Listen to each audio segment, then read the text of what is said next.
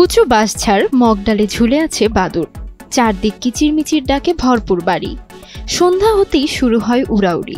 এমন দৃশ্য একসময় চিরচেনা থাকলেও এখন গ্রামের পর গ্রাম ঘুরলেও দেখা মেলে না উঠতে জানা একমাত্র স্তন্যপ্রায় এ প্রাণীটির। গ্রামগঞ্জে বিদ্যুৎ পৌঁছে যাওয়া আর খাবারের সংকটের কারণে বাদুড় আজ বিলুপ্তপ্রায় বলছেন গবেষকেরা। কিন্তু ব্যতিক্রম ময়মনসিংহের হালুয়াঘাটের মিলন বাজার এলাকা। এখানে ১৫০০ বাদুড়ের বসতি ২৫ বছরের বেশি সময় ধরে। বাদুড়ের ওড়াউড়ির শব্দ না শুনলে যেন ঘুম আসে না গ্রামবাসীর। আস্তে আস্তে একটা দুইটা করে পাখি কবে যে আসলো এটা টের পাই নাই, কিন্তু আমার হাজবেন্ড সবসময় এগুলা খেয়াল করতো, দেখতো। অফিস থেকে আসার পর বিকালে যেত। তারপর একটা দুইটা দেখতে দেখতে এক সময়ে অনেক পাখি আসতে দেখলো আর কি। কি বলে বাদুড়। ময়মনসিংহের হালুয়াঘাট উপজেলা সদর থেকে ২ কিলোমিটার পথ পেরোলেই জয়রামকুড়া মিলন বাজার। বাঁশের পাতার ফাঁকে ফাঁকে ঝুলে থাকা শত শত বাদুড় দেখে মনে হয় অজ্ঞাতনামা কোনো ফল ধরেছে এসব বাঁশ গাছে।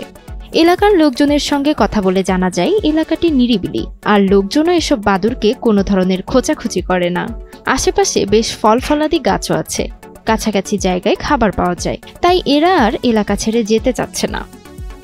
আমার হাজবেন্ড সংরক্ষণ করতো, এগুলা পাখি ভালোবাসতো, তো দেখাশোনা করতো। তার পাশে পাশে আমিও দৌড়াইতাম ছেলে মেয়েদের। এটা নিয়ে অনেক কিছু। সন্ধ্যা হলেই দলে দলে ছুটে যায় তারা খাবারের সন্ধানে।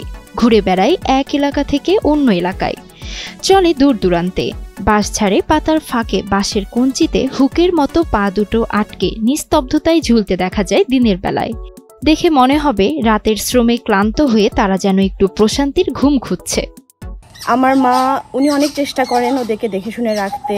ইভেন যখন বাড়ি থেকে অন্য কোথাও উনি যান বেড়াতে অথবা লম্বা সময়ের জন্য, উনি আশপাশের আমাদের যারা আত্মীয় স্বজন আছে ওনাদেরকে যেমন বুঝিয়ে দিয়ে যান আমাদের ঘরের চাবি, আমাদের বাড়িঘর দেখে শুনে রাখতে। সাথে সাথে উনি এই পাখিদেরকেও বুঝিয়ে দিয়ে যান যেন পাখিদেরও ওরা দেখে শুনে রাখে। তো এটা মোটামুটি একটা কমিউনিটির একটা দায়িত্ব হয়ে গেছে। আমরা সবাই আসলে একসাথেই এটা প্রোটেক্ট করি। ভোরের আলো ফোটার আগেই দল বেঁধে আবার বাঁশঝাড়ে ফিরতে শুরু করে এই প্রাণী।